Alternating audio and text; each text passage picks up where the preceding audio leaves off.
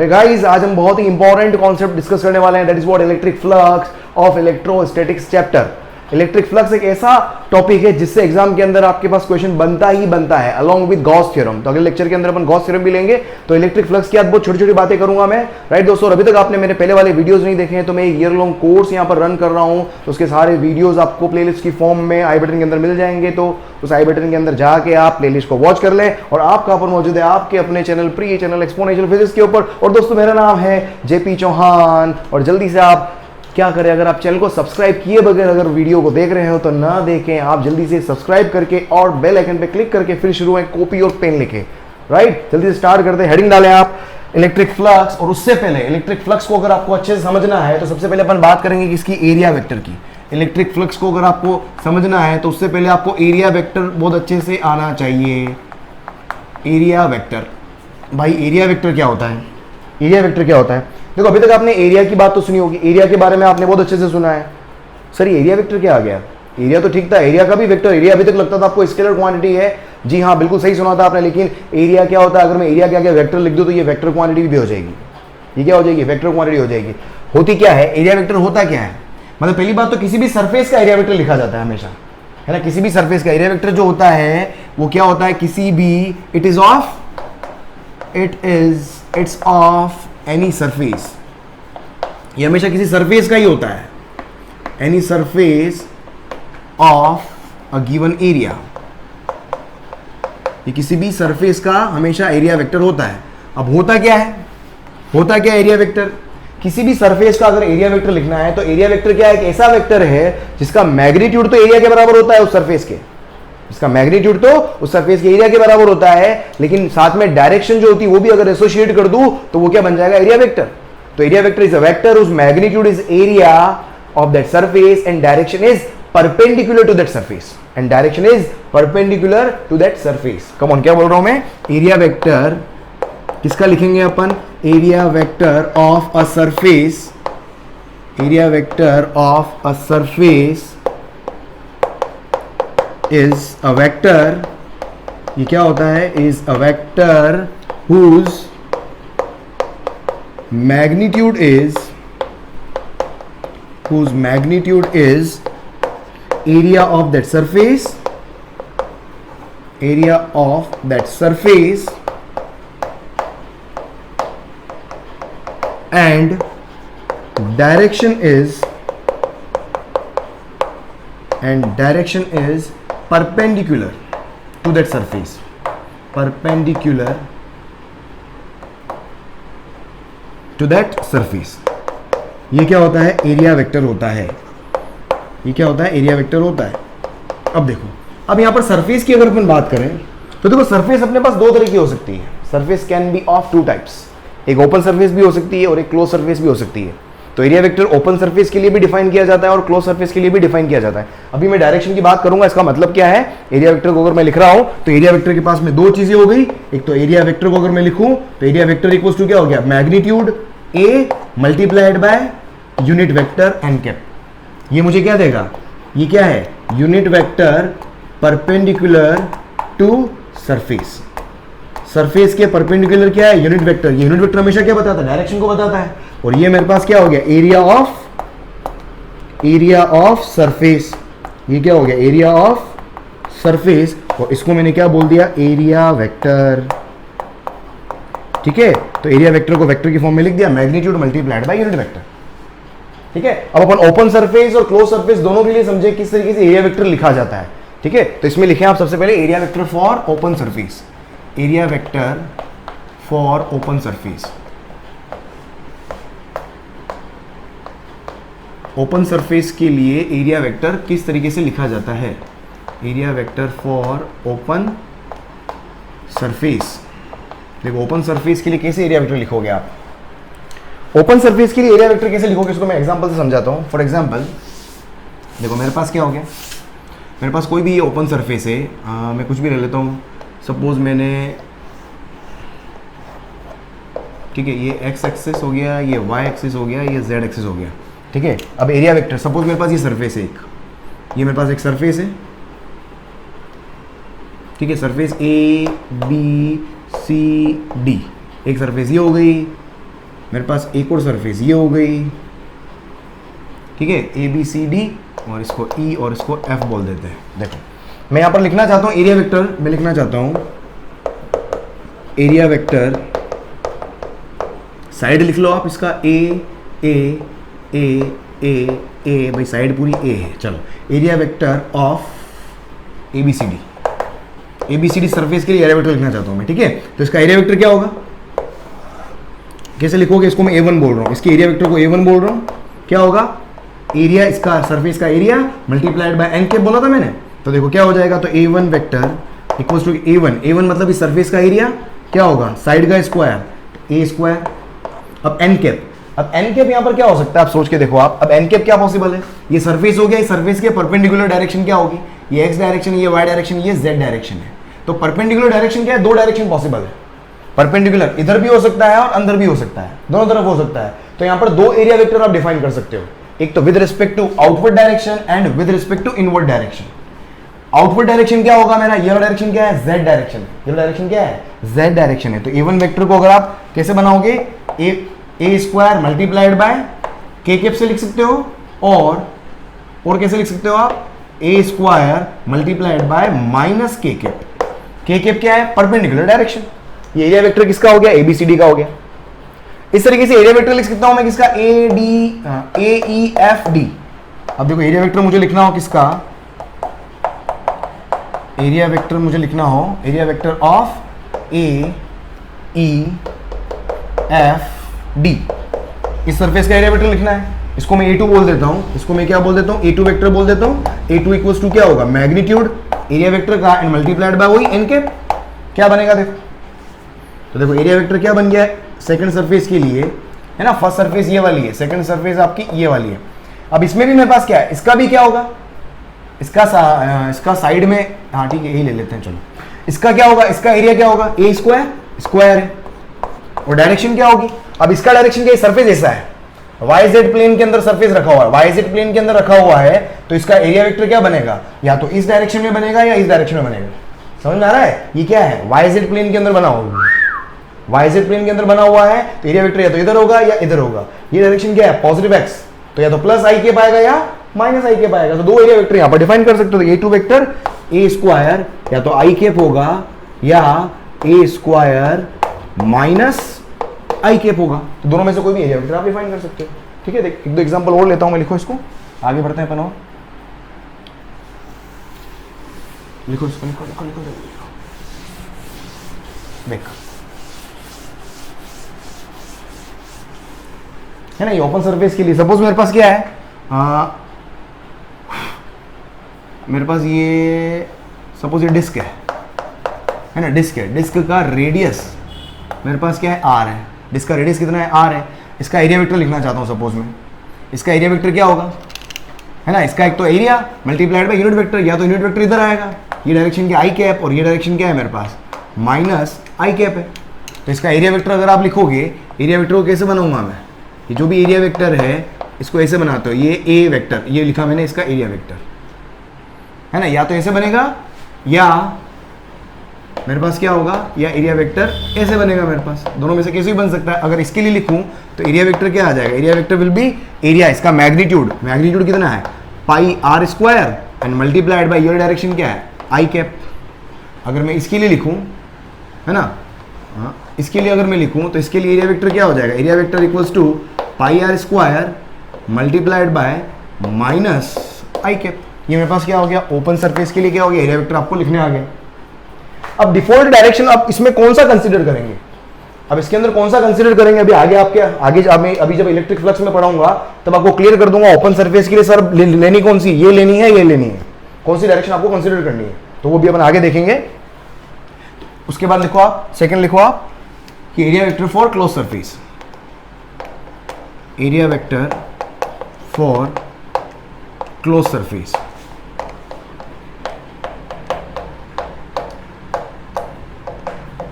है ना, area vector for close surface. देख क्लोज सरफेस के लिए एरिया वेक्टर कैसे लिखोगे आप, अगर मुझे क्लोज सरफेस के लिए एरिया वेक्टर लिखना है तो क्लोज सरफेस में हमेशा एरिया वेक्टर का डायरेक्शन कन्वेंशन जो लिया जाता है, जो धर्म जो है, जो डायरेक्शन लेने का जो तरीका है वो क्या होता है, सिर्फ outward normal. Open surface, come on क्या बोल रहा हूं मैं, ओपन सरफेस के लिए, क्लोज सरफेस है ना, ओपन सरफेस के लिए तो डायरेक्शन क्या होता है, हमेशा दोनों तरफ होगा, लेकिन क्लोज सरफेस के लिए डायरेक्शन हमेशा क्या लिया जाता है, एक ही डायरेक्शन लिया जाता है, और वो भी कौन सा, आउटवर्ड नॉर्मल। ये कन्वेंशन है, कुछ रूल है, ऐसा समझ लो, कुछ रूल है, महात्मा लोग बना के चले गए, एक धर्म, एक मतलब एक प्रथा है, यूं समझ लो आप, है ना, कन्वेंशन समझते होंगे आप। तो इसके लिए हमेशा क्या है, direction of area vector is always taken to be outward normal. जो डायरेक्शन जो होगा, डायरेक्शन ऑफ एरिया वेक्टर है ना, आउटवर्ड नॉर्मल, मतलब बाहर की तरफ परपेंडिकुलर, कहां पर, बाहर की तरफ परपेंडिकुलर, आउटवर्ड नॉर्मल हमेशा कहां होगा, बाहर की तरफ परपेंडिकुलर, क्या होगा, आउटवर्ड नॉर्मल, बाहर की तरफ परपेंडिकुलर, ये होगा डायरेक्शन ऑफ एरिया वेक्टर। देखो फॉर एग्जांपल मैं बनाता हूं एक क्यूब, जैसे मेरे पास एक क्यूब बनाया मैंने, देखिए इस क्यूब को समझना। अब क्यूब के लिए डायरेक्शन बनाते हैं अपन, देखो ये क्यूब हो गया मेरे पास, ये एक्स डायरेक्शन हो गया, ये आपका वाई डायरेक्शन हो गया, और ये आपका क्या हो गया, सपोज जेड डायरेक्शन हो गया। अब मैं तीनों के लिए एरिया वेक्टर लिखना है। अब मैं यहाँ पर कितने, 6 फेस है total, there are total 6 faces. Faces के नाम दे दूं मैं, थोड़ा आइडेंटिफाई कर लोगे।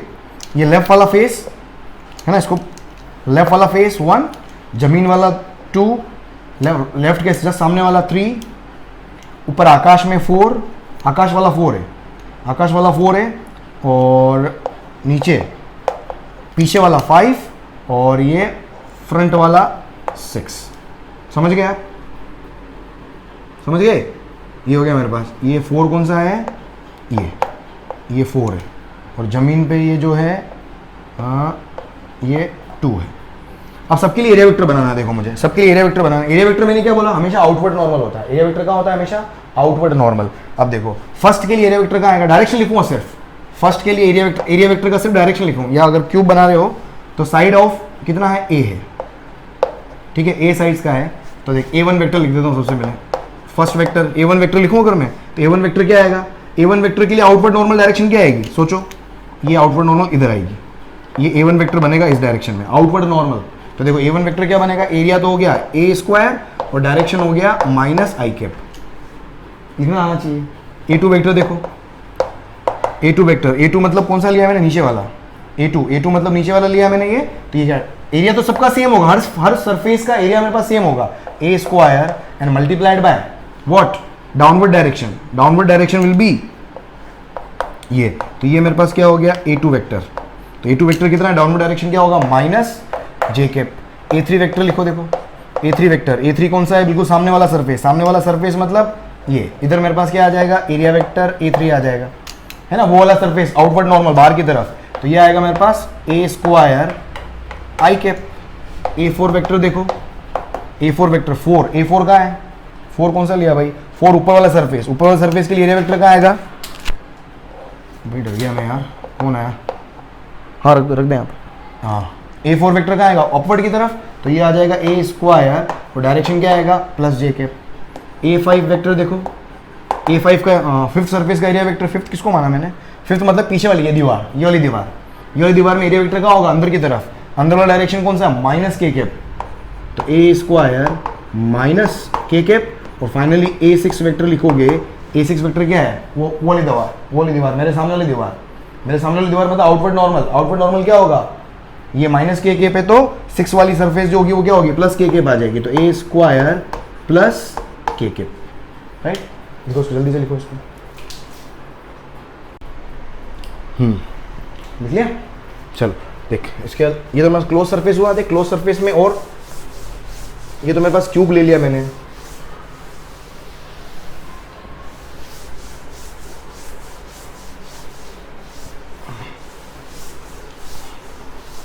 अगर सपोज मेरे पास स्फीयर आ जाए तो, जैसे मैं फॉर एग्जांपल मैं स्फीयर ले लेता हूँ, है ना, स्फीयर है ना, स्फीयर में एरिया वेक्टर का डायरेक्शन निकालना है तो कहाँ आएगा, है ना, परपेंडिकुलर टू द सरफेस और आउटवर्ड नॉर्मल, क्लोज सरफेस इसलिए, तो परपेंडिकुलर सरफेस मतलब सेंटर से पास होती हुई लाइन बनाओ, ये एरिया वेक्टर हो गया। अगर मुझे यहाँ पर बनाना है तो ये एरिया वेक्टर हो गया, है ना, हर पॉइंट पर डायरेक्शन अलग आएगा, मुझे यहाँ बनाना है तो ये एरिया वेक्टर, सारी डायरेक्शन मेरे पास क्या होगी, परपेंडिकुलर, ये सारी डायरेक्शन सरफेस की क्या होगी, परपेंडिकुलर। अगर मुझे यहाँ बनाना है तो सेंटर से पास होती लाइन, और ये परपेंडिकुलर, ये एरिया वेक्टर सारे क्या होंगे, एरिया वेक्टर का डायरेक्शन क्या होगा, हमेशा परपेंडिकुलर होगा, एरिया वेक्टर का डायरेक्शन हमेशा क्या होगा, परपेंडिकुलर होगा, है ना। सारे एरिया वेक्टर अलग अलग डायरेक्शन में, तो A1 A2 A3 A4 लिख लो भले आप, ठीक है। ये क्लोज सरफेस हो गई। तो इस तरीके से आपको देखना है। अगर मैं सिलेंडर ले लेता हूँ, सपोज मेरे पास ये सिलेंडर है, ठीक है, ये सिलेंडर इस तरह से रखा हुआ है, सिलेंडर के लिए एरिया वेक्टर निकालना है। अब सिलेंडर में क्या 3 तरह की सरफेस, क्लोज सरफेस है, ठीक है। अब इसके 3 पार्ट है, 2 तो सर्कुलर पार्ट है, एक पार्ट ये हो गया, एक पार्ट ये हो गया, और एक कर्व सरफेस एरिया है, समझे आप ये, ठीक है। इस पार्ट के लिए आउटवर्ड नॉर्मल क्या होगा, इधर ये एरिया वेक्टर हो गया, इसको मैं A1 वेक्टर बोल देता हूँ। इसके लिए क्या होगा, समझ में आ रहा है, ये सरफेस, ये इस वाली सरफेस के लिए आउटवर्ड नॉर्मल किधर आएगा, इधर एरिया वेक्टर आएगा। और ये पूरा curve surface area, curve surface area में क्या होगा, ये सेंट्रल लाइन हो गई, तो यहां से बाहर की तरफ ये आउटवर्ड नॉर्मल। अगर मैं इधर बनाना चाहता हूं तो ये आउटवर्ड नॉर्मल। अगर मैं बाहर यहां पर भी बना सकता हूं ना, ये सरफेस यहां पर भी बना सकता हूं और अंदर भी बना सकता हूं, मतलब हर पॉइंट पर, मतलब नॉर्मल डायरेक्शन में एरिया वेक्टर हो गया, ये इसको A3 बोल दो, मतलब ये दोनों सेम ही है, क्योंकि एरिया तो पूरा सरफेस का एरिया निकाल रहा हूं मैं, पूरा कर्व सरफेस एरिया का एरिया वेक्टर, तो उसको मैंने क्या बोल दिया, A3 वेक्टर, ये हो गया, आउटवर्ड नॉर्मल डायरेक्शन हो गया। तो इस तरीके से आपको एरिया वेक्टर ड्रॉ करना आना चाहिए। आई थिंक आपको समझ में आ गया होगा, एरिया वेक्टर आराम से आप ड्रॉ कर पा रहे होंगे, ठीक है। अब सीखते हैं अपन इलेक्ट्रिक फ्लक्स। अब मुद्दे पे बात करते हैं, मुद्दे की बात करते हैं अपन। हेडिंग डालो आप, इलेक्ट्रिक फ्लक्स। इलेक्ट्रिक फ्लक्स अच्छे समझ लेना, मैग्नेटिक फ्लक्स भी ऐसा वैसे ही चलता है। इसको फाई से लिखेंगे अपन, मैग्नेटिक में फाई m कर लेंगे, जो भी है। ये क्या होगा, इलेक्ट्रिक फ्लक्स। अब इलेक्ट्रिक फ्लक्स होता क्या है, पहली बात तो इलेक्ट्रिक फ्लक्स जो होता है, ये आपने शायद 10th में पढ़ा होगा, किसी भी सरफेस के थ्रू इलेक्ट्रिक फ्लक्स पूछा जाता है हमेशा, कि भाई calculate the electric flux through this surface, है ना। तो electric flux through any surface जो होता है वो क्या होता है, कि कितनी number of electric field lines उस सरफेस के परपेंडिकुलर बाहर निकल रही है या अंदर आ रही है, जो भी है। अब बाहर आएगी अंदर आएगी उसको अपन देख लेंगे, मतलब कुल मिला के number of electric field lines passing perpendicular to the plane of surface.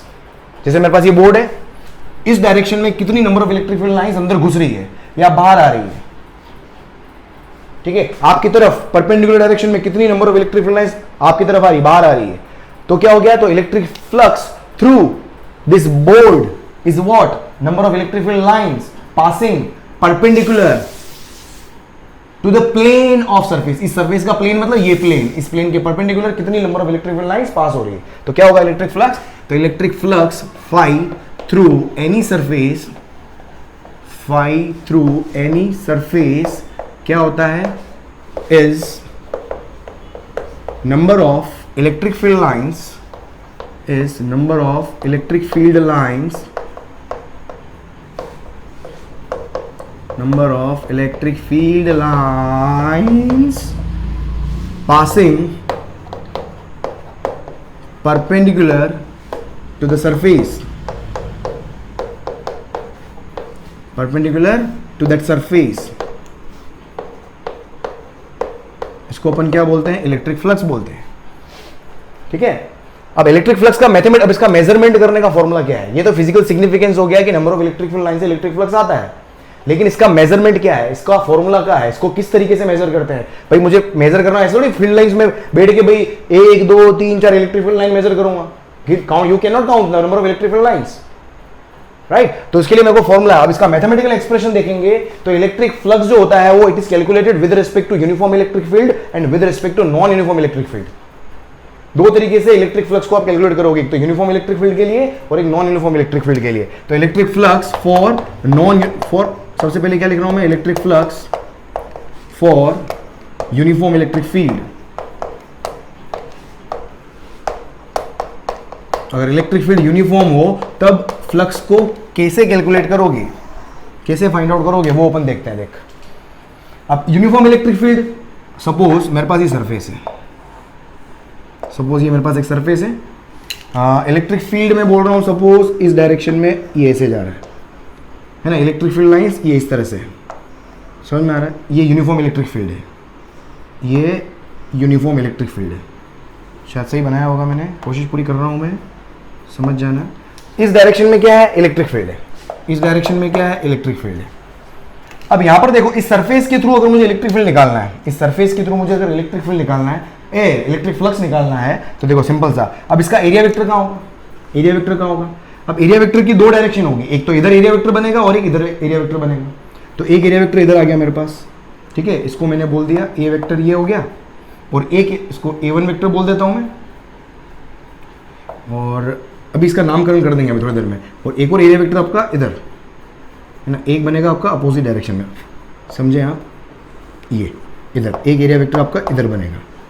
अब इसको ध्यान से देखना, इलेक्ट्रिक फील्ड की डायरेक्शन की तरफ जो एरिया वेक्टर आप ड्रॉ करते हो, इलेक्ट्रिक फील्ड की डायरेक्शन की तरफ जो एरिया वेक्टर ड्रॉ करते हो, तो उस एरिया वेक्टर के हिसाब से जो भी फ्लक्स लिखेगा उसको अपन बोलेंगे आउट फ्लक्स, मतलब इस सरफेस से बाहर कितना फ्लक्स निकला। और इस एरिया वेक्टर है ना, जहां पर इलेक्ट्रिक फील्ड के अपोजिट डायरेक्शन में, समझ में, इलेक्ट्रिक फील्ड की डायरेक्शन की साइड में जो एरिया वेक्टर होता है उधर से जो फ्लक्स लिखते हैं वो क्या होता है, आउट फ्लक्स। और उसकी दूसरी सरफेस की वजह से जो अपन फ्लक्स लिखेंगे वो क्या होगा, इनफ्लक्स। मतलब फील्ड जहां पर एंटर कर रहा है तो उसके एरिया वेक्टर के रेस्पेक्ट में इनफ्लक्स, और जहां से बाहर निकल रहा है उसके एरिया वेक्टर के रेस्पेक्ट में आउटफ्लक्स। समझ में आ रहा है। और अगर आपको बोलते हैं कि find out the flux through this surface, तो डिफॉल्ट फ्लक्स जो होता है वो हमेशा कौन सा होता है, आउट फ्लक्स। डिफॉल्ट फ्लक्स कौन सा बोलोगे आप, आउट फ्लक्स। समझ में आ रहा है, देख मैं क्या बोल रहा हूं, तो देख यहां पर क्या हो गया, तो इसलिए मैंने इसको क्या बोल दिया, AO आउट फ्लक्स, और इसको क्या बोल दिया मैंने, इन, आउट वाला एरिया और ये इन वाला एरिया। ऐसे कर लो आप इसको। तो देखो यहां से मैं, या इसको वो ए रहने दो यार, क्योंकि दोनों मेरे पास एरिया वेक्टर ही होंगे, दोनों के मैग्नीट्यूड मेरे पास सेम है, दोनों एरिया वेक्टर लिख रहा हूं मैं, है ना। अब देखो सुनना इधर, अब मुझे लिखना हो electric flux out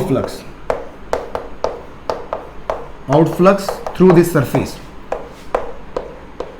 out flux through surface. देख क्या होगा, इसको फाई ओ लिख रहा हूं मैं, ये क्या होगा। अब ध्यान से देखना, अब मैंने क्या बोला कि इलेक्ट्रिक फ्लक्स जो होता है वो किसकी वजह से होता है, number of electric field lines which is passing perpendicular to the surface. अब परपेंडिकुलर टू द सरफेस कौन सी इलेक्ट्रिक फील्ड लाइन पास हो रही है, देखो मुझे यहां पर ये एंगल दिया हुआ है, ये एंगल किसके बीच में, इलेक्ट्रिक फील्ड और एरिया वेक्टर के बीच का एंगल है। अगर मैं इलेक्ट्रिक फील्ड के दो कंपोनेंट बनाऊं, यहां पर देखना, अगर मैं दो कंपोनेंट ड्रॉ करूं तो एक कंपोनेंट तेरा कहां पर आएगा, एक कंपोनेंट, इसको एक काम करो, इसको मैं वाइट ही कर देता हूं, एक काम करते हैं, एरिया वेक्टर को वाइट ही कर देते हैं। अगर मैं यहां पर इस इलेक्ट्रिक फील्ड के दो कंपोनेंट बनाऊं तो एक कंपोनेंट का आएगा मेरे पास ये E cos थीटा, और एक आएगा मेरे पास का along the surface E sin theta, along the surface E sin theta. अब यहां पर अगर आप ध्यान से देखो तो इलेक्ट्रिक फ्लक्स किसकी वजह से होता है, number of electric field lines, या electric field which is linked perpendicular to the surface, to the plane of the surface. तो ये सरफेस है, इसके परपेंडिकुलर कौन सा इलेक्ट्रिक फील्ड जा रहा है, E cos थीटा। तो E cos थीटा ही क्या करेगा, फ्लक्स के लिए रिस्पॉन्सिबल होगा। E sin थीटा कभी भी रिस्पॉन्सिबल हो ही नहीं सकता, क्यों, क्योंकि सरफेस तो ये है, सरफेस तो ये, और इलेक्ट्रिक फील्ड ऐसे जा रहा है, क्रॉस नहीं कर रहा है, तो E sin theta will not be responsible for electric flux. तो इलेक्ट्रिक फ्लक्स फाई नॉट लिखोगे तो ये क्या हो जाएगा, this is the product of E cos theta electric field which is responsible for electric flux and multiplied by area,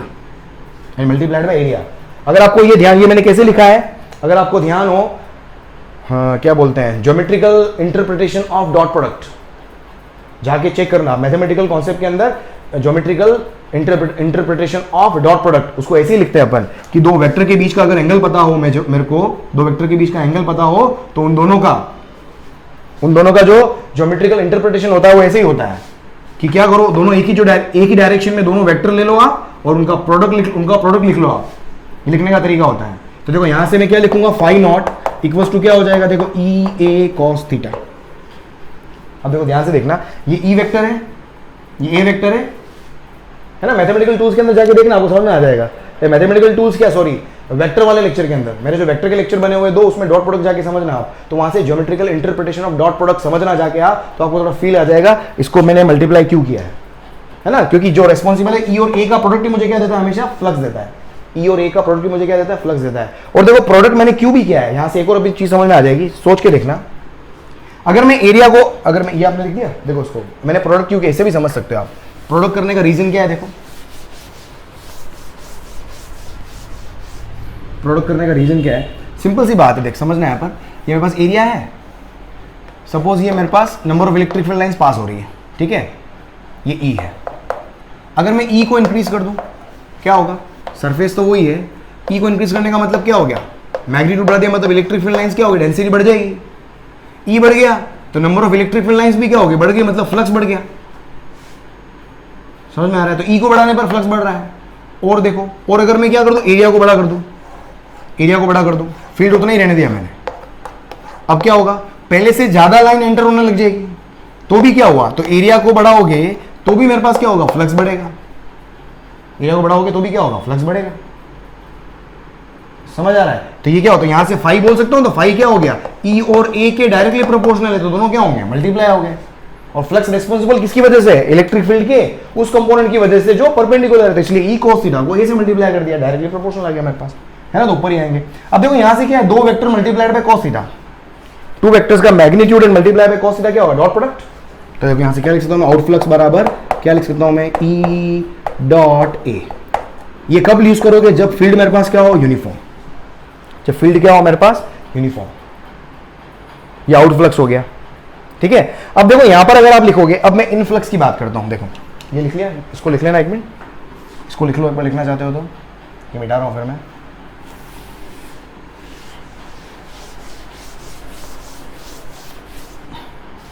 देख मेरे को अगर आउट इनफ्लक्स लिखना हो, इनफ्लक्स थ्रू, इनफ्लक्स लिखो, influx through surface, influx for surface. और surface के लिए इनफ्लक्स अगर मैं लिखूं तो देखो क्या आएगा, सिंपल सा देखना, इस वाले एरिया वेक्टर को लेना है, ये एरिया वेक्टर आ गया मेरे पास, इलेक्ट्रिक फील्ड कहाँ है मेरे पास, इस डायरेक्शन में। पहले एरिया वेक्टर के बीच में एंगल कितना था, थीटा था, लेकिन अब एरिया वेक्टर और ए वेक्टर के बीच में एंगल कितना हो जाएगा, अगर ये थीटा था तो ये एंगल कितना हो जाएगा, 180 माइनस थीटा। तो अब मेरे पास फॉर्मूला क्या बन जाएगा, जो इनफ्लक्स का फॉर्मूला फाई आई, ये किसका, ई cos थीटा की जगह क्या आ जाएगा, cos 180 माइनस थीटा, तो ये आ जाएगा E cos 180 minus theta, right, and multiplied by A. तो ये हो जाएगा मेरे पास, देखो यहाँ पर इसको अगर आप लिखोगे, cos 180 माइनस थीटा क्या होता है, माइनस cos थीटा होता है, तो ये हो जाएगा मेरे पास ई, ये हो गया minus cos theta multiplied by A, तो ये क्या हो जाएगा, माइनस का ई ए cos थीटा। तो देखो इनफ्लक्स मेरे पास क्या आ गया, इनफ्लक्स का फॉर्मूला क्या आ गया, नेगेटिव आ गया मेरे पास ये, और इधर आउटफ्लक्स का फॉर्मूला क्या आ गया मेरे पास, ई ए cos थीटा आ गया मेरे पास, पॉजिटिव आ गया। समझ में आ रहा है? तो आउटफ्लक्स हमेशा मेरे पास क्या होगा, तो एक चीज यहां पर हमेशा ध्यान रखेंगे आप कि एरिया वेक्टर उधर वाला हमेशा लो। तो जब भी आपको कंफ्यूजन हो कि एरिया वेक्टर कौन सा लेना है, तो इलेक्ट्रिक फील्ड के डायरेक्शन वाला ही एरिया वेक्टर लो हमेशा। टेक एरिया वेक्टर, इसमें ध्यान रखो, take area vector direction towards, मतलब एरिया, टेक एरिया वेक्टर का डायरेक्ट कहां से लेना है, इलेक्ट्रिक फील्ड की साइड, इलेक्ट्रिक फील्ड की साइड में, मतलब ये वाला लो आप हमेशा। जब भी आपको सरफेस के थ्रू फ्लक्स लिखना हो तो ये वाला ले लो आप। समझ में आ रहा है? देख अभी और समझ में आएगा, इसको लिखो फिर अभी और समझ में आएगा। देख अभी मैं बताता हूँ, अभी क्वेश्चन करवाता हूँ, देख एक दो क्वेश्चन करवाऊंगा और चीजें बहुत सारी क्लियर होगी।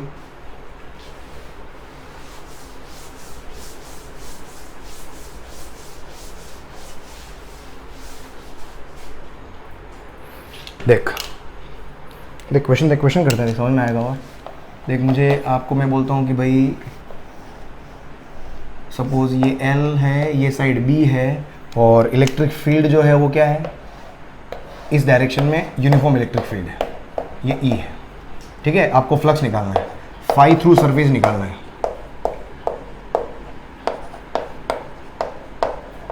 फाई थ्रू सरफेस बोले इसका मतलब आउट फ्लक्स, सिंपल। इनफ्लक्स मैंने किसी भी सरफेस का इनफ्लक्स निकालने का तरीका बताया मैंने, एक्चुअल में होता क्या है बस ये है ना, फाई थ्रू सरफेस निकालना है, फाई थ्रू सरफेस। इधर देख और देख और करो, ट्राई करो, इसको ट्राई करो।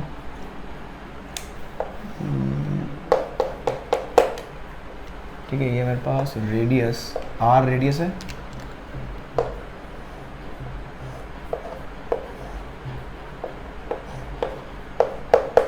ये है, वापस सेम फाई निकालना है, फ्लक्स थ्रू सरफेस,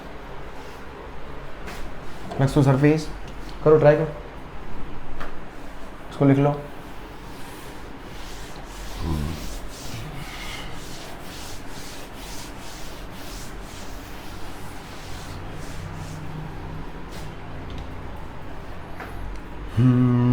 और देख और क्या कर सकता है, मेरे पास ये इलेक्ट्रिक फील्ड है इस डायरेक्शन में, और यहाँ पर क्या है मेरे पास, स्फीयर है, स्फीयर।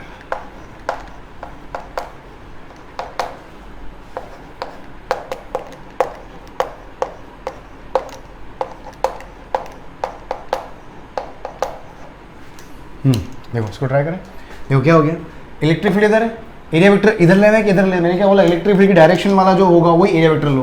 तो इधर से मैंने क्या ले लिया, ये एरिया वेक्टर इधर ही ले लिया, ये एरिया वेक्टर का डायरेक्शन बस। तो फ्लक्स लिखना है तो फाई इक्वल्स टू क्या हो गया, ई ए कॉस थीटा, है ना, E A cos theta, uniform electric field है तो simple E A cos theta, simple formula. तो फाई इक्वल्स टू ई, तो ई दिया हुआ है, ए कितना हो जाएगा एल इंटू बी, और कॉस थीटा कितना हो गया 0, तो ये हो जाएगा ई एल बी कॉस 0 क्या होता है 1, तो ये हो गया मेरे पास फ्लक्स हो गया। इधर देखो, इधर क्या होगा मेरे पास फ्लक्स, फाई इक्वल्स टू वापस ई ए कॉस थीटा, मैंने क्या बोला एरिया वेक्टर, या तो ये डिस्क है ऐसी बनी हुई है ना, इस तरह से डिस्क बनी हुई है, या तो एरिया इधर आएगा या एरिया इधर आएगा, है ना, तो उधर ले लिया अपन ने एरिया वेक्टर, ये एरिया वेक्टर इधर ले लिया अपन ने, इलेक्ट्रिक फील्ड की डायरेक्शन में ही लो आप। तो phi equals to E, area क्या हो गया पाई, रेडियस आर दे रखी है पाई आर स्क्वायर, और इलेक्ट्रिक फील्ड और उसके बीच में एंगल कितना है 0, इलेक्ट्रिक फील्ड भी उधर, एरिया वेक्टर भी उधर, तो फाई आ जाएगा ई पाई आर स्क्वायर, कोस 0 की वैल्यू क्या हो गई 1, है ना, कोस 0 की वैल्यू क्या हो गई 1। यहाँ से यूनिट लिख लो यार एक मिनट, फ्लक्स की यूनिट भी लिख लो, यूनिट लिखवाना भूल गया हूँ, फ्लक्स जो लिखा था ना वहाँ पर ऐसे यूनिट लिख देना उसकी, फ्लक्स की यूनिट लिख देना। फ्लक्स क्या है, इलेक्ट्रिक फील्ड इंटू एरिया है ना, ई ए कॉस थीटा है, कॉस थीटा यूनिटलेस है, ई इंटू ए, ई तो होता है न्यूटन कूलॉम इनवर्स, और एरिया क्या हो गया मीटर स्क्वायर, ये बहुत इंपॉर्टेंट यूनिट है, एग्जाम के अंदर यूनिट कई बार आ जाती है, newton coulomb inverse into metre square क्या हो गया ऐसा यूनिट, क्या हो गया ऐसा यूनिट, ठीक है लिख लिया, यूनिट लिख देना वहीं जाके, जब इलेक्ट्रिक फ्लक्स का फॉर्मूला लिखा पहली बार मैंने, आउट फ्लक्स के वहाँ लिखो या इन फ्लक्स जहाँ भी लिखना हो आपको, newton coulomb inverse metre square ऐसा यूनिट लिख देना। इसको देखो, ये अच्छा क्वेश्चन है, गड़बड़ मत करना, इधर देखो। अब देखो स्फीयर को देखो, अब ये स्फीयर है, समझना इसको, ये मेरे पास स्फीयर है, स्फीयर में इलेक्ट्रिक फील्ड ऐसे एंटर मार रहा है। अब ध्यान से सोचना, क्या सारी की सारी इलेक्ट्रिक फील्ड इसके परपेंडिकुलर सरफेस के परपेंडिकुलर एंटर हो रही है क्या? सोच के देखो, नहीं हो रही है। परपेंडिकुलर एंटर होने का मतलब क्या हो गया, सेंटर, स्फीयर के सेंटर से फील्ड का पास होना, पर फील्ड तो ऐसे जा रहा है, खाली एक सेंटर वाली लाइन जो होगी वो पूरी की पूरी सेंटर से पास होगी, वो परपेंडिकुलर होगी, बाकी सारी क्या होगी, जैसे मैं इस ग्लोब की बात करूं, है ना, तो इस वाले पॉइंट पर एरिया वेक्टर कहां होगा, इधर की तरफ, लेकिन इलेक्ट्रिक फील्ड ऐसे आ रहा होगा, यहां पर एरिया वेक्टर ऐसे होगा और इलेक्ट्रिक फील्ड ऐसे आ रहा होगा, तो यहां पर किसी एंगल पर इलेक्ट्रिक फील्ड है, डायरेक्शन में नहीं है। तो इस कंडीशन में क्या करना होगा आपको, यहां पर क्या करना होगा, you have to consider just projected area of the sphere. आपको क्या कंसीडर करना होगा, प्रोजेक्टेड एरिया। प्रोजेक्टेड एरिया का मतलब क्या हो गया, मतलब ये वाला एरिया अगर मैं देखूं, ये अगर मैं ये वाला स्फीयर का सिर्फ ये वाला एरिया, अगर इस एरिया को ऊपर कॉन्सेंट्रेट करें तो इस एरिया में इलेक्ट्रिक फील्ड लाइन जो है वो बिल्कुल क्या हो रही है, परपेंडिकुलरली एंटर हो रही है, परपेंडिकुलर। और इसका एरिया किसके बराबर होगा, इसका एरिया अगर मैं लिखूं तो ये वाला एरिया किसके बराबर होगा, पाई सर्कल के एरिया के बराबर, pi are square. This is what projected area, इसको अपन क्या बोलते हैं, प्रोजेक्टेड एरिया, इसको अपन क्या बोलेंगे, प्रोजेक्टेड एरिया। तो इतने एरिया से जो होगा वो इतने एरिया से ही परपेंडिकुलर बाहर निकलेगा, और इतना एरिया जो होगा वो क्या होगा, सर्कल के एरिया के बराबर होगा। तो यहां से फ्लक्स थ्रू स्फीयर लिखोगे वही ई ए कॉस 0, इसके थ्रू लिखना है ना, इलेक्ट्रिक फील्ड भी इधर और इसका एरिया वेक्टर लिखा हो गया तो ये भी इधर आएगा, तो क्या हो गया, तो ये हो जाएगा ई, तो ई है, एरिया क्या हो गया मेरे पास पाई आर स्क्वायर कोस 0, कोस 0 देखो ये वाला और एक डिस्क वाला दोनों का सेम है, दोनों का फ्लक्स मेरे पास क्या आएगा, सेम आएगा, दोनों का फ्लक्स क्या आएगा, सेम आएगा। जल्दी बनाओ जल्दी बनाओ जल्दी बनाओ, लिख लिया, देख एक और क्वेश्चन करो,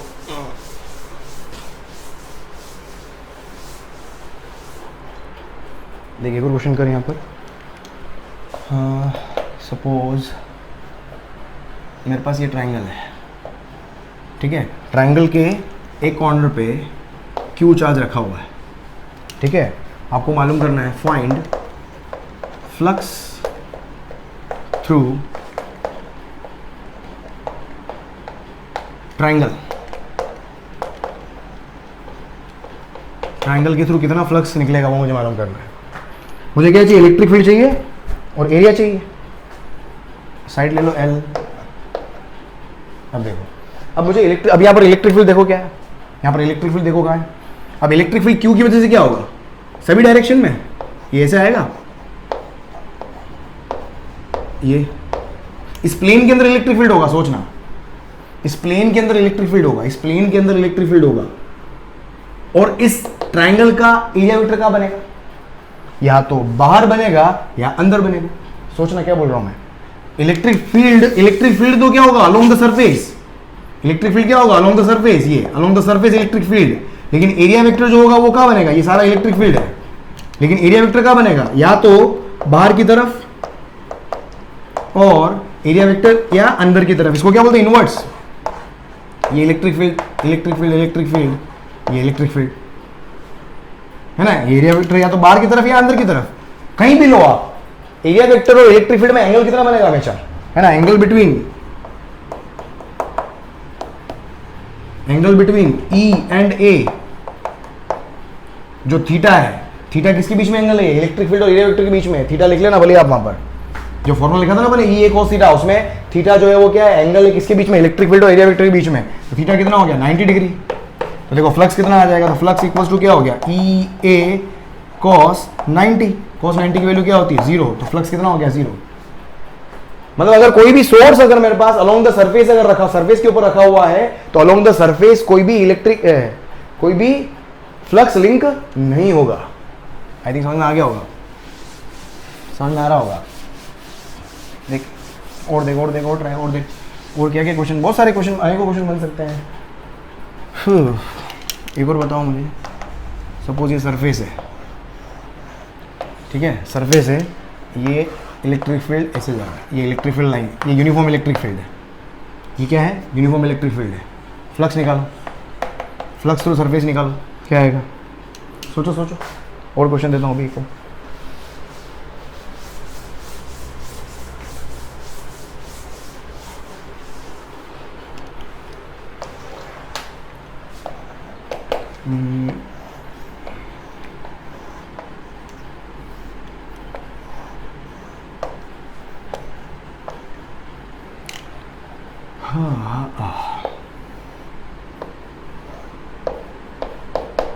ये इलेक्ट्रिक फील्ड ऐसे है, यूनिफॉर्म इलेक्ट्रिक फील्ड है ना, पैरेलल ले लूँगे, पैरेलल लाइंस है, प्रॉपर बना लेना इसको, पैरेलल है ना,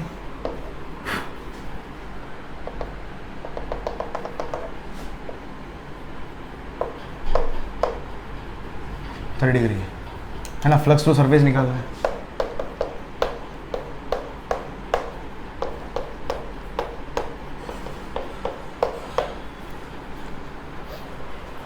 देख इसको, देख क्या होगा इसमें।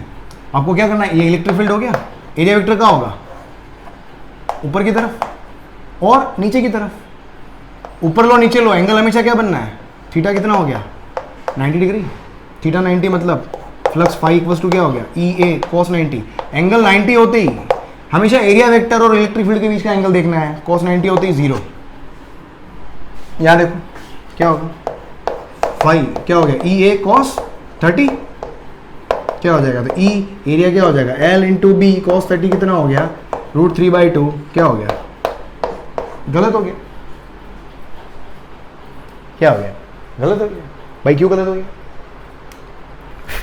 क्या बोला मैंने, एंगल जो होगा वो एरिया वेक्टर और इलेक्ट्रिक फील्ड के बीच का एंगल है। ये इलेक्ट्रिक फील्ड एरिया वेक्टर बनाओ, इलेक्ट्रिक फील्ड की तरफ वाला एरिया वेक्टर बनाओ, बनेगा हमेशा ये इलेक्ट्रिक फील्ड, और उसी डायरेक्शन में एरिया वेक्टर नीचे वाला मत बनाना, उधर इलेक्ट्रिक फील्ड के उधर ही एरिया वेक्टर कितना है, ये एंगल कितना है, 60 डिग्री, कितना है 60 डिग्री। तो ये मत कर देना, समझ में आ गया होगा। देख क्या होगा, फ्लक्स लेंगे यहाँ पर, phi equals to electric field E दिया हुआ है आपको, एरिया क्या हो गया, L इंटू बी और cos 60 क्या हो जाएगा तेरा, ELB/2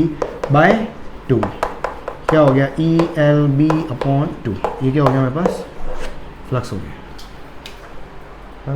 जल्दी जल्दी लिखो इसको, जल्दी लिखो, जल्दी जल्दी जल्दी। अरे भाई क्लियर, देखो और देखो और क्या हो सकता है। ये तो यूनिफॉर्म इलेक्ट्रिक फील्ड के बहुत सारे क्वेश्चन पॉसिबल हैं। यूनिफॉर्म इलेक्ट्रिक फील्ड हो गया,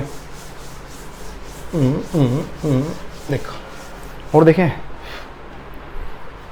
और देखो और क्या बना सकते हैं। और क्वेश्चन हुआ क्या है, देख आपके एग्जाम में आया हुआ है क्वेश्चन ही, जैसे सपोज मेरे पास ये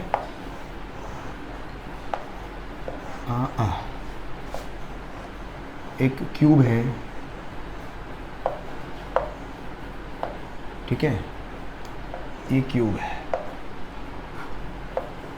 क्यूब का साइड ए, इलेक्ट्रिक फील्ड इस डायरेक्शन में है ये इलेक्ट्रिक फील्ड। इलेक्ट्रिक फील्ड का मैग्नीट्यूड कुछ दिया हुआ है, इसका मतलब यूनिफॉर्म है, और नॉन यूनिफॉर्म होगा तो वो बिल्कुल बताएगा, है ना। तो इलेक्ट्रिक फील्ड आपको निकालना है फ्लक्स थ्रू क्यूब, क्यूब के थ्रू फ्लक्स निकालना है। देखो एक क्यूब को अगर मैं प्रॉपर बनाऊं, ध्यान से देखना है इसमें, हाँ सारे क्यूब थोड़ा बड़ा बना दो ताकि थोड़ी फील आ जाएगी आपको। थोड़ा क्यूब बड़ा बना देता हूँ मैं, देख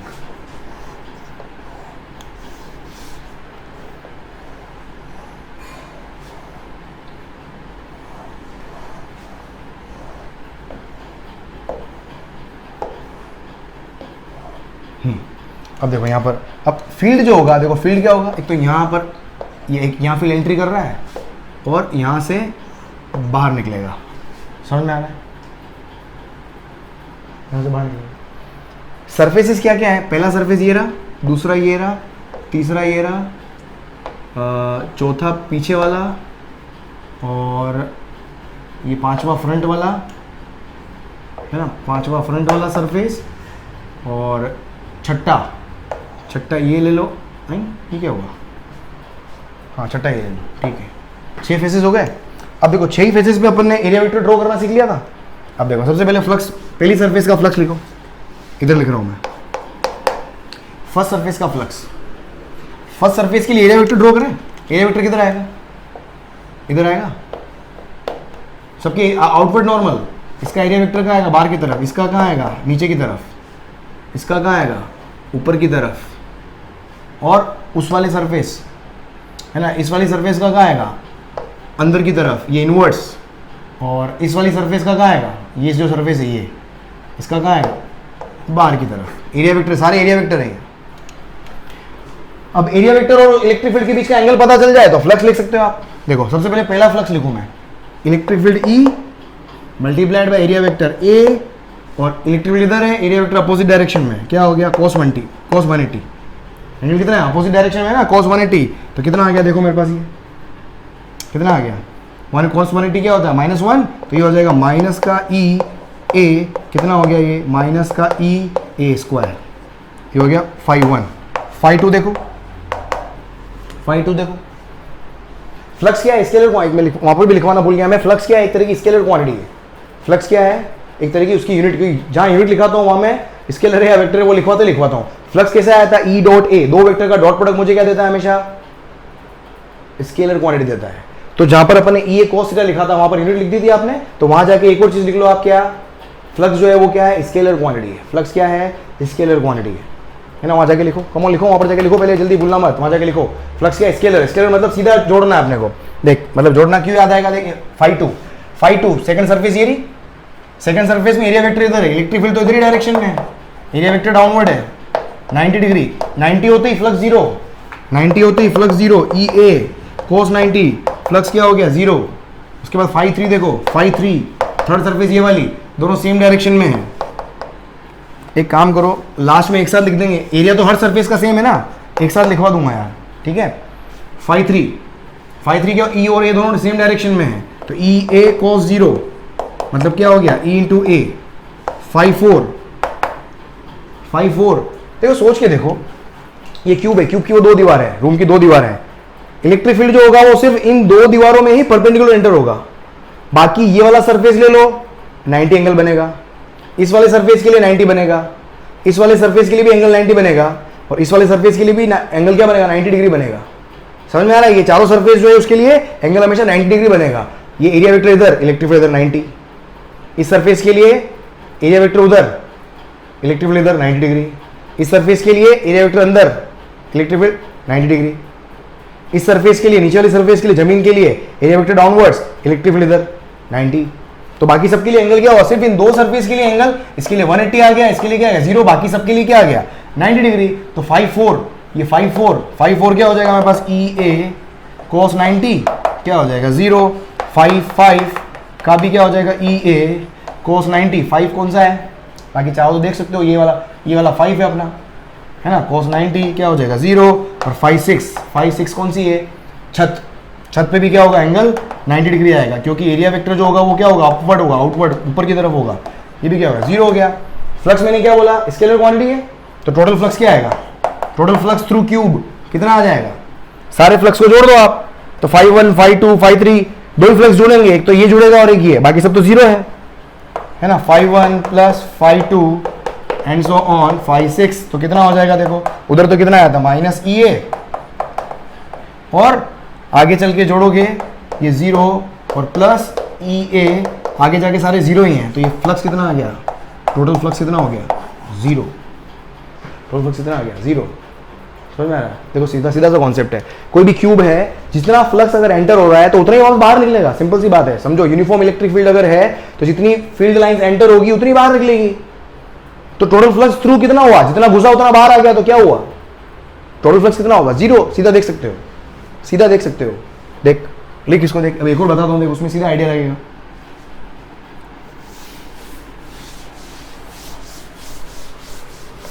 देख एक और क्वेश्चन कराता हूं, लिखा है इसको, लिखो जल्दी, देख एक और क्वेश्चन देख।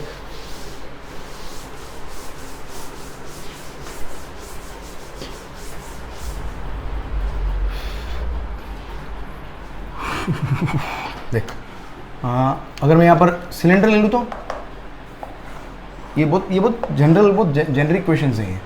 अगर मैं यहाँ पर सिलेंडर ले लेता हूँ, ये सिलेंडर हो गया, और इलेक्ट्रिक फील्ड इधर ले लिया मैंने, ये इलेक्ट्रिक फील्ड, बताओ भाई फ्लक्स कितना आएगा, बताओ फ्लक्स कितना आएगा। देख ये इलेक्ट्रिक जितना अंदर एंटर हुआ उतना ही वापस बाहर निकल गया, और यहाँ पर एरिया वेक्टर इधर है, यहाँ पर एरिया वेक्टर इस डायरेक्शन में है, तो यहाँ पर तो कितना आ जाएगा, देख ये पहली सरफेस, ये दूसरी तरफ सरफेस और ये तीसरी सरफेस, तो देख 5 1, अगर मैं 5 1 लिखूंगा, 5 1 कितना आएगा, ई ए, सिंपल समझ में आ रहा है, जीरो आ जाएगा, ई ए cos 180 अपोजिट डायरेक्शन में इस सरफेस के लिए। सेकंड सरफेस के लिए 5 2 लिखो, ई ए cos 0, दोनों सेम डायरेक्शन में, ये तो हो गया माइनस ई ए, ये हो जाएगा प्लस ई ए, cos 180 की वैल्यू -1 होती है। और थर्ड सरफेस मतलब ये कर्व सरफेस, कर्व सरफेस के का एरिया वेक्टर जो होगा वो हमेशा क्या होगा, परपेंडिकुलर, आउटवर्ड नॉर्मल, किसी भी पॉइंट पर। यहाँ देखो एरिया वेक्टर इधर है, इलेक्ट्रिक फील्ड इधर, यहाँ इस वाले पार्ट पे देखो एरिया वेक्टर ऊपर, इलेक्ट्रिक फील्ड इधर, इस वाले पार्ट पे देखो एरिया वेक्टर अंदर की तरफ, इलेक्ट्रिक फील्ड इधर, नीचे वाले पार्ट की तरफ देखो area vector downward, electric field इधर। किसी भी पॉइंट पर कर्व सरफेस एरिया पर इलेक्ट्रिक फील्ड का एंगल क्या बनेगा, 90 डिग्री। तो 5 3 क्या लिखोगे आप, ई ए cos 90 कितना हो गया, 0। तो फाइनली टोटल फ्लक्स क्या होगा, स्केलर क्वांटिटी सब जोड़ दो, 1 + 2, और वैसे ही पता है जितना एंट्री मारी उतना बाहर, यूनिफॉर्म के लिए ध्यान रखना, जितना एंटर मारा उतना बाहर निकला, टोटल फ्लक्स क्या होगा, 0 हमेशा, है ना। जितनी एंट्री कर रही है उतनी बाहर आ रही है, तो टोटल फ्लक्स क्या हो जाएगा, 0। सीधा लिखो आप, सीधा, ठीक है, डायरेक्ट लिख सकते हो आप, देख ठीक है। एक और क्वेश्चन देख यहाँ पर, देख अगर मैं बोल रहा हूँ, मैं बोलता हूँ कि number of electric field lines entering and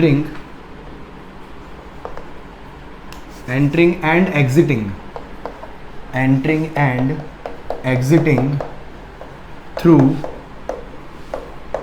a closed surface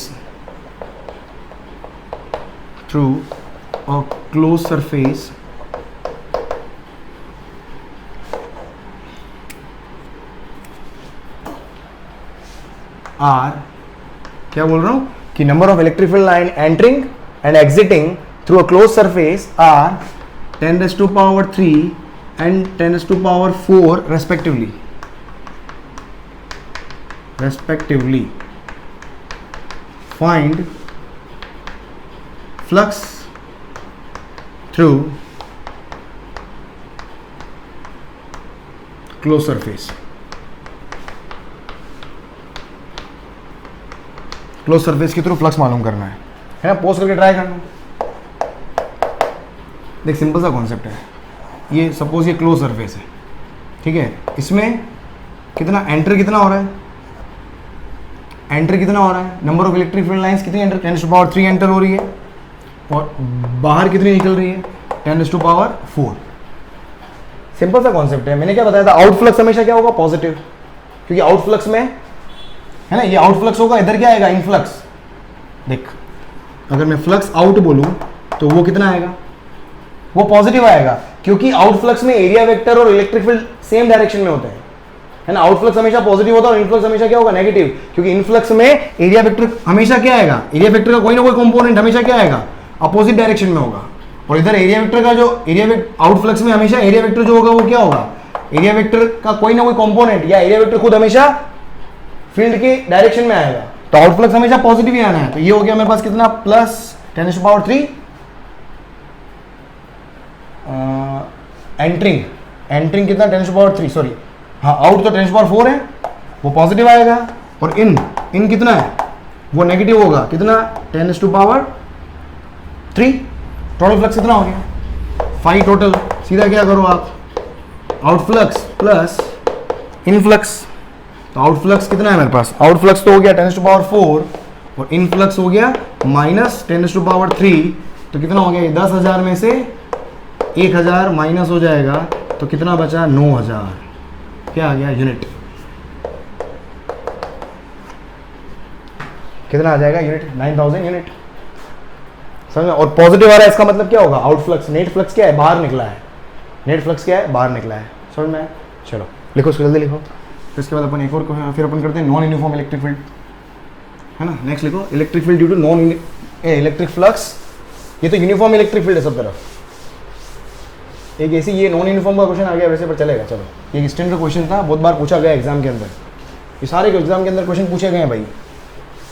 बस 2-3 क्वेश्चन और करके बस ओवर करेंगे। नेक्स्ट लिखो, electric flux for non uniform electric flux due to non uniform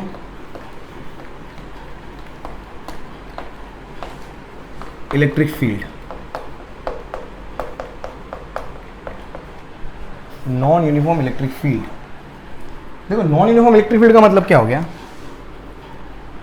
कोई भी सरफेस है मेरे पास, है ना। फॉर एग्जांपल मेरे पास कोई भी एक सरफेस है ना, कोई भी सरफेस है। अब नॉन यूनिफॉर्म इलेक्ट्रिक फील्ड क्या होता है, देखो नॉन यूनिफॉर्म इलेक्ट्रिक फील्ड का मतलब क्या हो, सपोज एक मेरे पास क्यू चार्ज है, इस क्यू चार्ज से फील्ड जो होगा वो क्या होगा, इससे फील्ड लाइंस मेरे पास क्या होगी, है ना। ये फील्ड लाइंस मेरे पास कुछ इस तरह से बनेगी,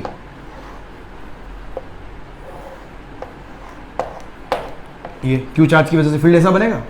अब यहां पर अगर आप ध्यान से देखो, इस चार्ज से ये सारे पॉइंट जो है वो अलग अलग डिस्टेंस पर होंगे, इस चार्ज से ये सारे पॉइंट अलग अलग डिस्टेंस पर होंगे। तो पॉइंट चार्ज की वजह से फील्ड का फॉर्मूला क्या होता है, KQ/R², KQ/R²। तो सारे R अलग अलग है, तो फील्ड भी मेरे पास हर पॉइंट पे क्या आएगा, अलग अलग आएगा। और अगर फील्ड मेरे पास अलग अलग आएगा तो उस समय मैं क्या कर सकता हूं, डायरेक्ट फ्लक्स में यूनिफॉर्म इलेक्ट्रिक फील्ड वाला formula E cos theta direct apply नहीं कर सकता। तो क्या करना होगा, तो उसके लिए क्या करना होगा, तो इस जब नॉन यूनिफॉर्म इलेक्ट्रिक फील्ड आ जाता है तो उस वक्त अपन क्या करते हैं, तो आपको क्या करना, उस सरफेस पे एक छोटा सा एक कर्व सरफेस एरिया एज्यूम करो, आप छोटा सा एरिया एज्यूम करो आप, ds। अब इस ds का एरिया वेक्टर अगर आप देखोगे, है ना, देखो अब इलेक्ट्रिक फील्ड का डायरेक्शन क्या आएगा, इलेक्ट्रिक फील्ड तो आएगा अलोंग द टेंजेंट बनाओ, ये मेरे पास क्या आ गया इलेक्ट्रिक फील्ड, और एरिया वेक्टर क्या, सरफेस के परपेंडिकुलर, ये मेरे पास क्या आ गया, ये ds वेक्टर आ गया। ये क्या एरिया वेक्टर और उसके बीच का एंगल कितना है, थीटा। समझ में आ रहा है, इलेक्ट्रिक फील्ड तो क्या होगा, along the tangent of electric field line, और एरिया वेक्टर कहां गया, सरफेस के परपेंडिकुलर, किसी भी एंगल पे हो सकता है। तो यहां पर मैं क्या लिख सकता हूं, स्मॉल फ्लक्स। अगर मैं स्मॉल फ्लक्स अगर मैं लिखना चाहूं, देखो ध्यान से सुनना, small flux due to ds, इस स्मॉल एरिया, ये स्मॉल एरिया, इसका एरिया कितना है ds, इसकी वजह से अगर मैं फ्लक्स लिखूं तो यहां पर मैं ऑलमोस्ट इलेक्ट्रिक फील्ड को मैं यूनिफॉर्म मान सकता हूं, क्योंकि इतना सा एरिया लिया है, ds मतलब क्या, बहुत छोटा सा एरिया, और छोटा सा एरिया है तो इस पूरे एरिया पे इलेक्ट्रिक फील्ड ऑलमोस्ट क्या होगा, कांस्टेंट होगा। और अगर इलेक्ट्रिक फील्ड अगर कांस्टेंट है तो मैं small flux d phi equals to क्या लिख सकता हूं, electric field E multiplied by ds and multiplied by cos theta, direct formula लगा सकते हैं। अब मुझे क्या लिखना है, टोटल फ्लक्स लिखना है। तो टोटल फ्लक्स लिखने का तरीका क्या हो गया, तो टोटल फ्लक्स क्या हो जाएगा, जितने भी E ds cos थीटा आएंगे, बहुत सारे ds लो आप, जितने भी E ds cos थीटा आएंगे उन सारे E ds cos थीटा को क्या कर दो आप, जोड़ दो, क्योंकि फ्लक्स है भाई, फ्लक्स तो सीधा जुड़ सकता है ना, उसमें डायरेक्शन का कोई रोल नहीं है, स्केलर क्वांटिटी है, तो सारे फ्लक्स जोड़ दो। तो टोटल फ्लक्स जब निकालोगे तो क्या करो, टोटल फ्लक्स मतलब इंटीग्रेशन कर दो d फाई का, क्या हो जाएगा, तो यहां से फाई इक्वल्स टू क्या हो गया, इंटीग्रेशन क्या हो जाएगा E ds cos थीटा। तो इंटीग्रेशन करके क्या निकालना होगा आपको, टोटल फ्लक्स मालूम करना होगा। इंटीग्रेशन करके टोटल फ्लक्स मालूम करना होगा। समझ में आया है ना? लिखो इसको आप, लिखो लिखो इसको।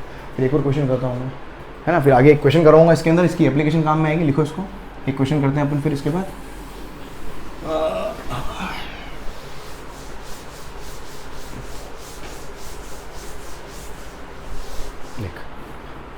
एक क्वेश्चन और एग्जाम के अंदर बहुत बार पूछा जा चुका है, ये आपके बोर्ड के अंदर भी पूछते हैं, बहुत ही स्टैंडर्ड क्वेश्चन है, कई बार आपके अंदर एग्जाम के अंदर पूछा गया है ना। मैं क्या ले रहा हूँ, एक वही क्यूब, मैंने क्यूब बना दिया। क्यूब जो है वो यहाँ से कितने डिस्टेंस पर है, ये वाला फेस जो है वो क्या ले लो आप, L डिस्टेंस पे ले लो, और ये साइड मेरे पास A ले लो इसकी, और ये भी A और ये भी A, ठीक है। इलेक्ट्रिक फील्ड जो है वो क्या है, इस डायरेक्शन में जो इलेक्ट्रिक फील्ड का फॉर्मूला जो है वो क्या दे रखा है आपको, एक्स आई कैप। इलेक्ट्रिक फील्ड क्या दे रखा है, एक्स आई कैप। आपको क्या करना है, find flux through, find flux through cube. Cube के थ्रू आपको क्या निकालना है, फ्लक्स मालूम करना है। क्या होगा देखो यहाँ पर,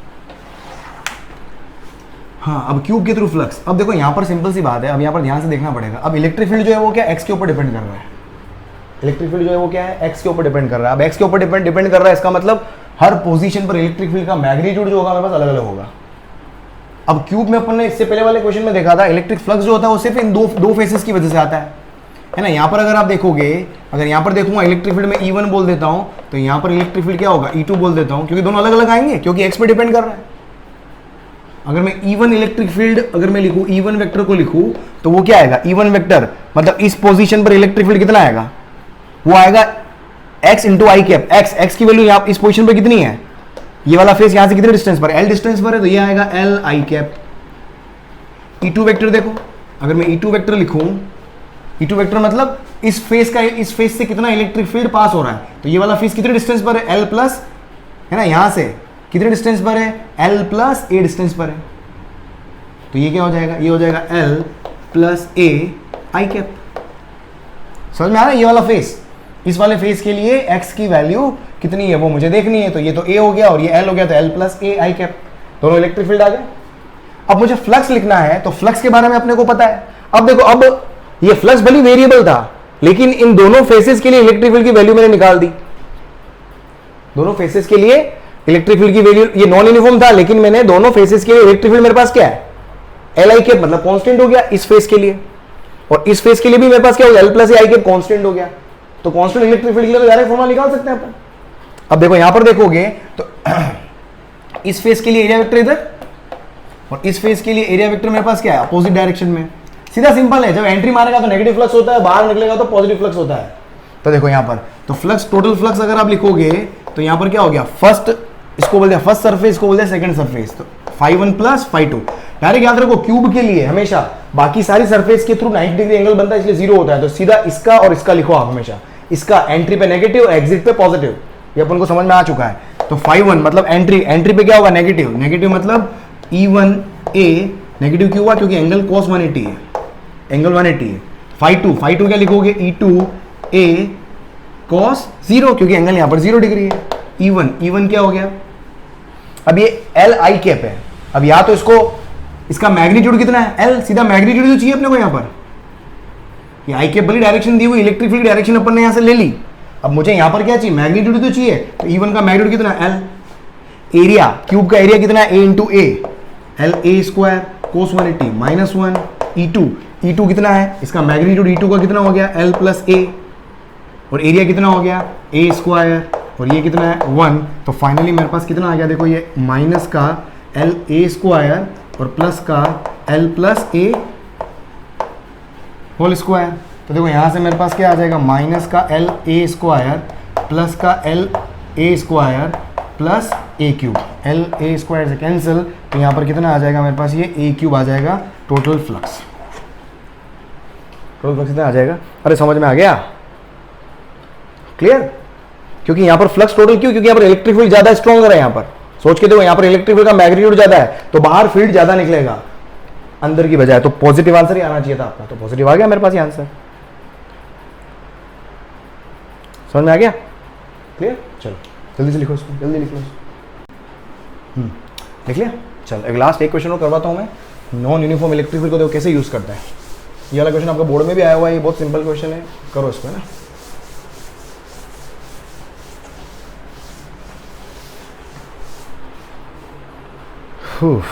देख क्वेश्चन आपके पास क्या है, आपके पास एक क्यू चार्ज है, क्यू चार्ज से एल डिस्टेंस पर एक डिस्क है ना, ये डिस्क है, ठीक है, जिसका रेडियस मेरे पास कितना है r। तो आपको फ्लक्स थ्रू डिस्क निकालना है, फ्लक्स थ्रू डिस्क आपको मालूम करना है, ठीक है। अब देखो क्यू चार्ज की वजह से फील्ड जो होगा वो क्या होगा, नॉन यूनिफॉर्म होगा, बस उस नॉन यूनिफॉर्म का की वजह से मुझे फ्लक्स निकालना है। अब नॉन यूनिफॉर्म इलेक्ट्रिक फील्ड देख कैसे आएगा, फील्ड जो होगा, अब यहां पर अगर आप सोचोगे नॉन यूनिफॉर्म इलेक्ट्रिक फील्ड है, इसका मतलब मुझे क्या चाहिए, E D S cos theta का इंटीग्रेशन करूंगा मैं। अब इलेक्ट्रिक फील्ड मुझे चाहिए डिस्क के वहां पर, अब ये इलेक्ट्रिक फील्ड डिस्क पे इलेक्ट्रिक फील्ड कितना आएगा, अगर आप सोचोगे क्यू चार्ज की वजह से इलेक्ट्रिक फील्ड का फॉर्मूला क्या होता है, के क्यू अपॉन आर स्क्वायर। अब अगर मैं सेंटर पे देखता हूं तो फील्ड का फॉर्मूला क्या है, के क्यू अपॉन एल स्क्वायर। मैं यहां पर देखता हूं तो कुछ और आएगा, मतलब हर डिस्टेंस पर अलग आएगा, हर डिस्टेंस पर फील्ड अलग आएगा मेरे पास। सोच के देखो यहां पर हर डिस्टेंस पर फील्ड का मैग्नीट्यूड मेरे पास अलग आएगा, इसलिए मेरे पास क्या हो गया, नॉन यूनिफॉर्म हो गया। फील्ड जो होगा वो क्यू चार्ज है, क्यू चार्ज से फील्ड जो बनेगा कौन कौन की तरह जाएगा, फील्ड एकदम कौन की तरह, समझो यहां पर ये डिस्क हो गई, एकदम कौन की माफिक फील्ड होगा, ये यहां से निकलेगा, कौन बनेगा, एक ये कौन बनेगा। तो सोच के देखना, जो कौन बन रहा है वो सारी जो डिस्टेंसेस होगी, जो एल, कौन का एल आपने को पता है, कौन का एल पता है, एक तो हाइट एच होती है, एक एल होता है स्लांट जो हाइट होती है ना, ये कौन का आपने को पता होगा। यहां से जो ये कौन बनेगा, यहां पर सोच के देखना, ये ऐसा फील्ड बनेगा यहां पर, ये कौन के जितने भी ये स्लांट हाइट जो है, ये लेंथ जो है, ये सारी लेंथ क्या होगी मेरे पास, इक्वल होगी, ये सारी लेंथ क्या होगी, इक्वल होगी। देखो सिंपल सा मैं ये क्यों समझाना चाह रहा हूं, क्योंकि मेरे पास जब भी नॉन यूनिफॉर्म इलेक्ट्रिक फील्ड होता है तो अपने को क्या चाहिए होता है, कि स्मॉल एरिया एज्यूम करना होता है। अब डिस्क में स्मॉल एरिया क्या लूं मैं, जहां पर मैं इलेक्ट्रिक फील्ड को कांस्टेंट कर पाऊं, है ना। एरिया ऐसा लेना होता है, एलिमेंट ऐसा लेना होता है जहां पर इलेक्ट्रिक फील्ड क्या हो जाए, मेरे पास कांस्टेंट हो जाए। और इलेक्ट्रिक फील्ड कांस्टेंट कहां होगा, चार्ज से इक्वल डिस्टेंस पर, चार्ज से जहां जहां डिस्टेंस इक्वल है वहां पर मेरे पास क्या होगा, हमेशा इलेक्ट्रिक फील्ड क्या होगा, कांस्टेंट होगा। तो देखो यहां पर अब मैं कांस्टेंट इलेक्ट्रिक फील्ड आपको आइडेंटिफाई करवाता हूं। देखो तो यहां से मैंने क्या लिया, एक आर डिस्टेंस पर मैंने क्या लिया, देखो एक मैंने यहां पर क्या एज्यूम किया, एक रिंग एज्यूम करी, समझना इसको, एक मैंने क्या एज्यूम करी, रिंग। ये रिंग, क्योंकि रिंग के हर पॉइंट, रिंग का जो हर पॉइंट है, ये पूरी रिंग है, ये चार्ज है, चार्ज से रिंग का जो हर पॉइंट जो है वो इक्वल डिस्टेंस पर है ना, इक्वल डिस्टेंस पर है। तो इसलिए यहां पर इलेक्ट्रिक फील्ड क्या होगा, यूनिफॉर्म मान सकते हो।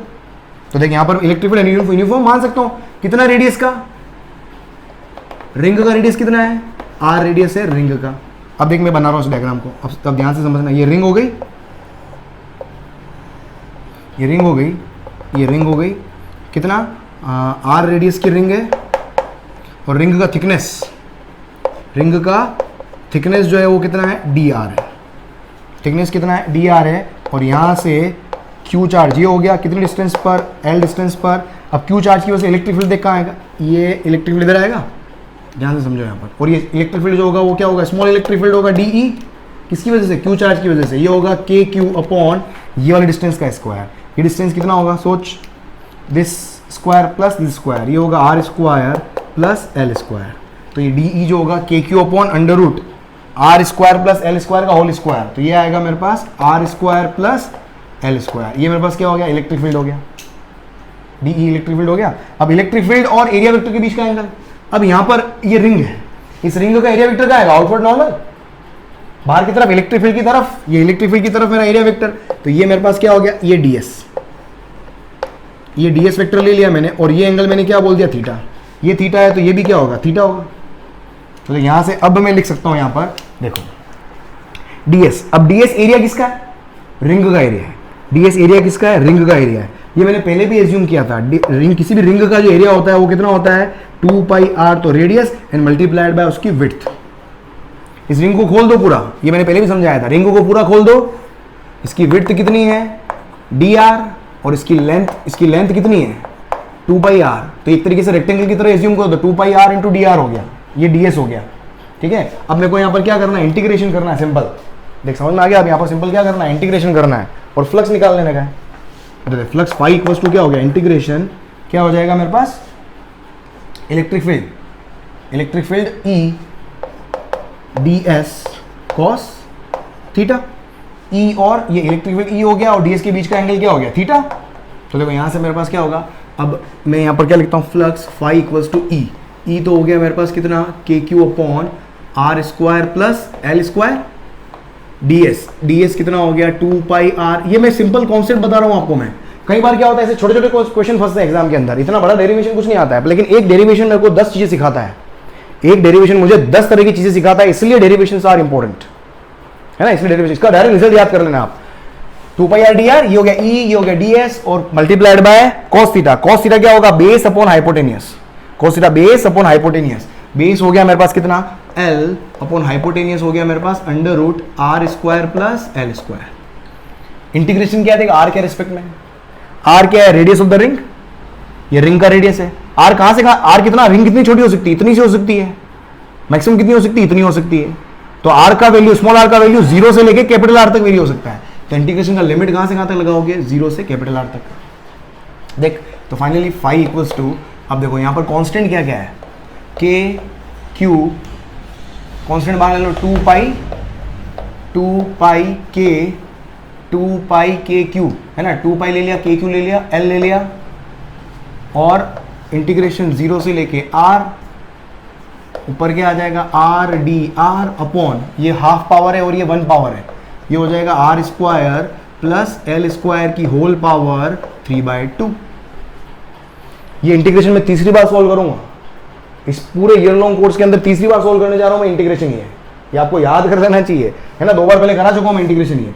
तो इसको करने का तरीका क्या था, लेट अपन ने किया था ये R square plus L square equals to T square, फिर इसके बाद दोनों तरफ डिफरेंशिएशन किया था अपन ने, तो 2R स्क्वायर का डिफरेंशिएशन 2R dr है ना, 2R dr और L स्क्वायर क्या है,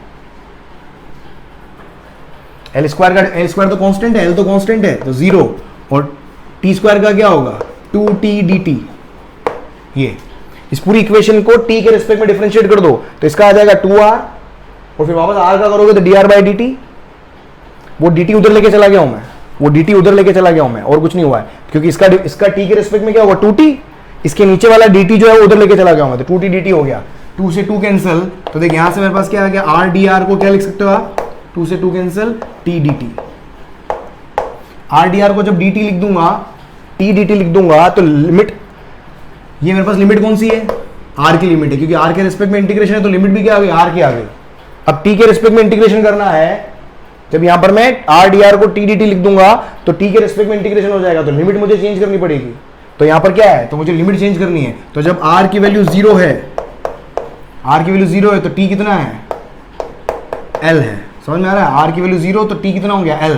जब r की वैल्यू कैपिटल R, लिमिट को देख के लिख रहा हूं मैं, r की वैल्यू ये कर चुका हूं मैं, तीसरी बार कर रहा हूं मैं ये, ठीक है। तो r इक्वल्स टू जब कैपिटल R है तो t इक्वल्स टू कितना हो जाएगा, t इक्वल्स टू हो जाएगा under root R square plus L square. बस यहां पर पुट करो आप, देखो phi equals to 2π K Q L और इंटीग्रेशन में क्या हो जाएगा, ये हो जाएगा R dr हो गया t dt, और इसको मैंने क्या पुट किया था, इसको मैंने t स्क्वायर पुट किया था, तो ये हो जाएगा t स्क्वायर होल पावर 3/2, 2 से 2 कैंसिल, और लिमिट आ जाएगी मेरे पास r इक्वल्स टू 0, तो t की वैल्यू l, और इधर क्या आ जाएगा मेरे पास, ये under root R square plus L square, ठीक है। नीचे t क्यूब है, तो इसको क्या लिख सकता हूँ मैं फाइनली, देखो 2π K Q L इंटीग्रेशन की लिमिट L से लेके under root R square plus L square, और इंटीग्रेशन क्या आएगा t upon T cube 1/t square, 1/t square को क्या लिखूंगा मैं, t की पावर -2 dt, और देखो यहाँ से finally phi will come out to be what, 2π K Q L, t की पावर -2 का इंटीग्रेशन क्या होगा, t की पावर -2 + 1 -2 + 1 -1 -2 + 1 -1 और ये क्या हो गया L से लेके √r² प्लस L², ये आ गया।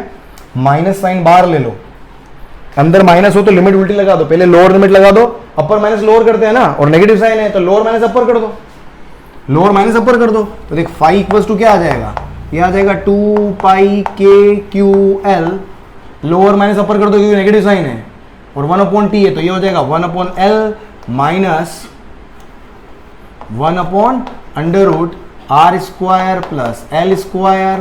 फाइनली देख कितना है, L को भी अंदर ले लो आप, यहाँ से रिजल्ट लिख रहा हूँ, डायरेक्ट रिजल्ट लिख रहा हूँ, L को अंदर लोगे, L से L कैंसिल हो जाएगा और L इधर मल्टीप्लाई में आ जाएगा, तो 2πkq, तो फाई इक्वल्स टू कितना आ गया 2πkq और मल्टीप्लाई में 1 माइनस L/√r²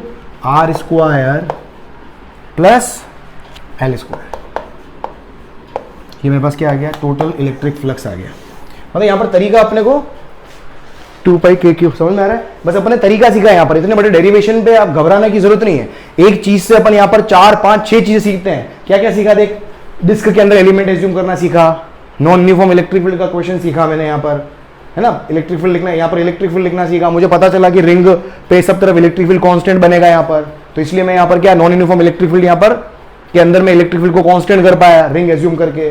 फिर उसके बाद में इंटीग्रेशन, ये इस तरह का इंटीग्रेशन कैसे करते हैं वो सीखा मैं। तो एक डेरिवेशन आपको बहुत सारी चीजें सिखाता है, इसलिए बार बार हमेशा फिजिक्स की जितनी भी फैकल्टीज होती है वो हमेशा बोलती है कि always try to complete the derivation part also, है ना, कि डेरिवेशन से बहुत सारी चीजें सीखोगे तो वहां से छोटे छोटे क्वेश्चन जो होते हैं वो आपके एग्जाम के अंदर सॉल्व होते हैं, तो इसलिए डेरिवेशन हमेशा सीखना चाहिए।